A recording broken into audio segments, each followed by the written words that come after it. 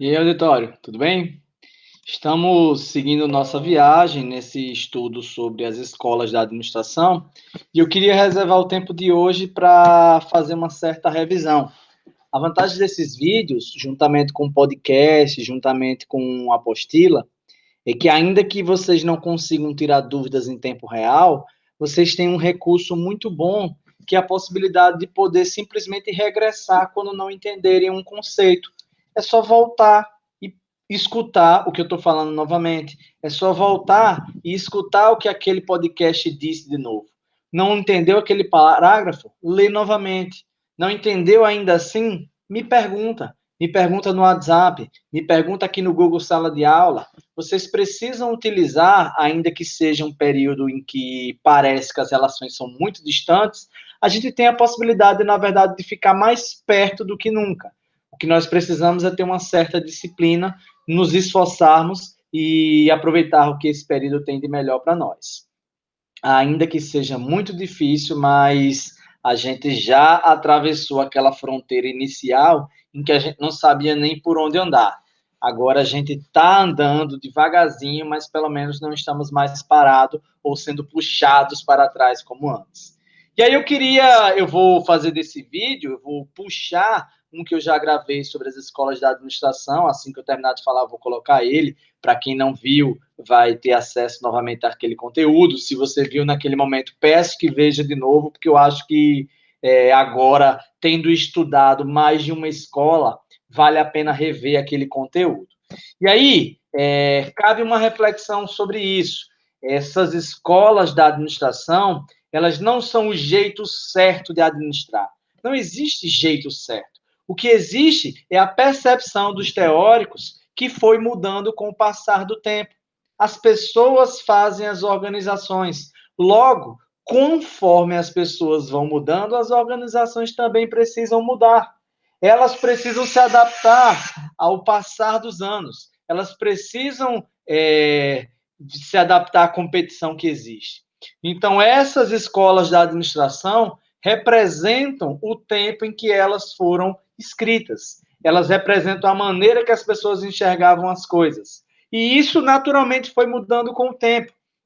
Apesar de ainda usarmos alguns conceitos, por exemplo, pensados no início do século XX, estamos 100 anos depois disso, pelo menos, e muita coisa mudou, mas outras ainda servem e merecem a nossa atenção. É por isso que a gente tem sim que estudar essas escolas. E aí, elas nos ensinam muito sobre o passado e como a gente pode melhorar o nosso presente, fazendo as devidas adaptações. Eu gosto de enxergar esse conteúdo como parte do nosso repertório.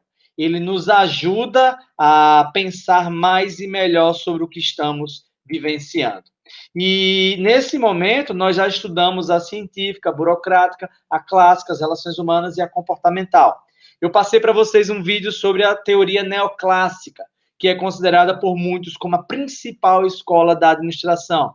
Há quem defina a administração hoje como o simples exercício de planejar, organizar, dirigir e controlar. E eu vou falar muito sobre isso com vocês ainda. Mas, assim, por hoje eu queria revisar as escolas anteriores. Vocês estão vendo aí nessa figura, nesse slide, o ano, a ênfase dada e a escola em questão. E eu vou explicar um pouco sobre esse quadro agora. Mas, antes disso, compreendam que isso não se trata, as escolas da administração não se tratam de uma se sobrepondo e batendo na anterior. É o avançar do tempo que demonstrou coisas que precisavam de certas adaptações. Foco que os autores deram a um ou um outro ponto. A começar da escola científica, e começou em 1903, mais ou menos, lá com o Taylor e outros autores, em que eles visavam simplesmente a eficiência. O foco eram as tarefas, o chão de fábrica. Em 1909, a gente viu a escola burocrática, em que ela já discutia uma organização mais de birô e o que precisava acontecer para que a instituição conseguisse operacionalizar bem suas tarefas. O Max Weber, ele idealizou um modelo de organizações que ainda é usado hoje em dia. em que a racionalidade é o foco máximo. E aí, em 1916, a gente pode falar da estrutura como o principal foco, assim como na burocrática, em que você pensava na instituição como uma toda, e não como um simples exercício de tarefas que iam sendo executadas. E aí o Fayol, que foi um principal autor da escola clássica, ele discutia funções da administração. Ele falou sobre prever, comandar, coordenar, organizar, e ele começou com essa discussão de funções que até hoje nós falamos sobre numa perspectiva neoclássica da administração. Ele falava sobre as funções das empresas, ele falava sobre um modelo de instituição que lá de cima idealizava como ela deveria operar em níveis inferiores. Era uma visão bem hierárquica. Hoje nós temos perspectivas que superam um pouco mais isso, mas foi o primeiro a discutir essa lógica que a gente entende hoje, por exemplo, como organograma, funcionograma. Lá para 1932, as pessoas sacaram uma coisa que parece óbvia hoje. A cabeça influencia no meu trabalho. A cabeça, o pescoço para cima, influencia no que o pescoço para baixo faz.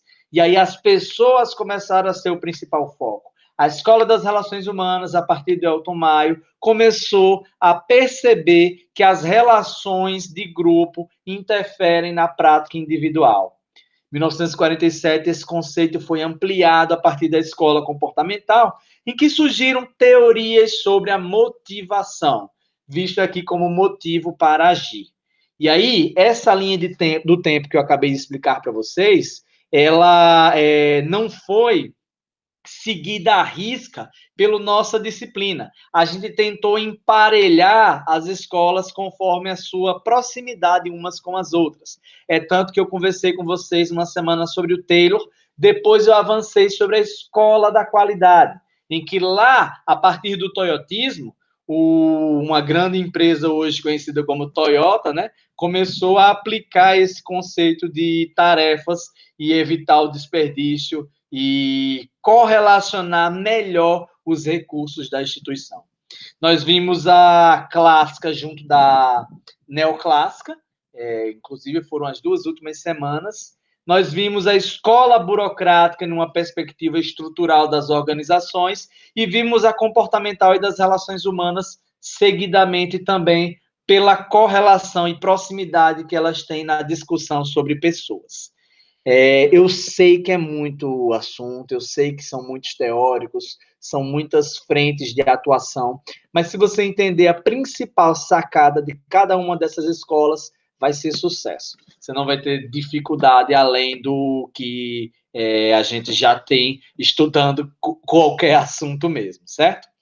Então, gente, vou colocar o vídeo para vocês agora, em que eu dei uma explicação sobre as escolas da administração.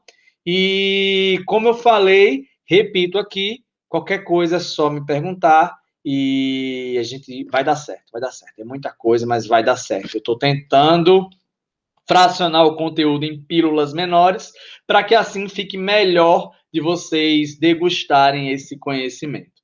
Tá bom? E aí, nas próximas semanas, a gente vai falar da neoclássica, vai falar sobre outras escolas. Eu recomendo fortemente que vocês vejam os vídeos que eu estou colocando, leiam a apostila, eu estou colocando podcast também. É um assunto que você precisa ir estudando aos poucos. Se você quiser aprender tudo de uma vez, vai dar ruim. Estuda uma escola por dia. Essa semana, dá uma sacada aqui na neoclássica. Semana que vem, revisa lá o que foi falado na clássica. Enfim, eu recomendo, inclusive, que vocês sigam a ordem que está lá no Google Sala de Aula, tá bom? Qualquer coisa, só dá um grito que eu estou aqui. Valeu! E aí, auditório, tudo bem? Vamos começar agora a nossa segunda unidade. E o nosso foco central serão as escolas da administração. E aí eu queria fazer uma rápida explicação sobre o que são elas. A partir de agora, a gente vai fazer uma viagem histórica dentro da administração e seu avanço com o passar dos anos. A gente vai ver que existem muitas teorias, muitas técnicas, muitos teóricos e em vários momentos vocês vão ficar talvez um pouco confusos sobre quem falou o que e quando. Veja, o que precisa ficar claro é que essas técnicas e essas escolas, elas não são, vamos dizer assim, teorias que se confrontam, elas se somam. Porque com o passar dos anos, a administração foi se aperfeiçoando e ela foi percebendo coisas que eram interessantes e coisas que já eram ultrapassadas. Outras continuaram sendo utilizadas, mas com novas aplicações. Exemplo prático, vocês fizeram atividade sobre o Taylorismo. E como vocês identificaram, o Taylorismo ainda é utilizado nos dias de hoje, com algumas adaptações. Assim como isso acontece, a escola comportamental que vocês ainda vão ver, a escola estruturalista, a escola da qualidade, enfim. Eu não quero fazer spoiler do que nós vamos ver, mas é um terreno bastante frutífero e tem muita coisa legal, muita coisa interessante mesmo, que justifica a gente se aprofundar um pouquinho nessas escolas. Pelo nosso tempo disponível, a gente não vai conseguir ver todas. E considerando esse período pandêmico, a gente vai ver ainda um pouquinho menos, já que eu preciso fazer resumos e cortes para que não fique um volume de conteúdo além do interessante. Então, resumindo o que eu queria falar para vocês sobre isso. Vamos entrar na parte mais importante da disciplina. Vocês vão ver várias maneiras diferentes de enxergar a administração. Algumas parece que são contraditórias, mas o mais crucial é que vocês não precisam enxergar essas escolas como se fossem partidos políticos. Vocês não precisam se filiar à escola taylorista e achar que porque Taylor tem uma teoria interessante, o Mitzenberg, o Herzberg, outros autores têm uma teoria ruim. Vocês não precisam escolher um lado. É isso que vocês têm que compreender. Afinal, o administrador, acima de tudo, é alguém que consegue aplicar as técnicas e teorias que conhece ao contexto de atuação dele. O mais importante é isso. Então, imagine essas escolas da administração, essas teorias que vamos ver a partir de agora, como se fossem ingredientes. E tal qual um cozinheiro, vocês vão escolher o ingrediente mais adequado para cada situação. Existem cozinheiros excelentes que conseguem fazer misturas que talvez não dessem certo. Já outros precisam conhecer melhor o terreno e aí já vão misturar o que é mais adequado. Filé parmegiana dificilmente não combinam. Chocolate com amendoim combina se for feito na medida adequada e no contexto certo. Então é essa a sacada. Enquanto futuros administradores, vocês vão pegar essas escolas, pegar essas teorias, pegar essas ideias e aplicar no contexto mais adequado de cada situação. Assim como o cozinheiro utiliza os seus ingredientes e faz um mix e monta o prato de acordo, inclusive, com o cliente que vai saborear aquela comida. Beleza? Vai ser massa. Eu acredito que, apesar de tudo que estamos vivenciando, vai dar para aprender muita coisa sobre isso. Bora?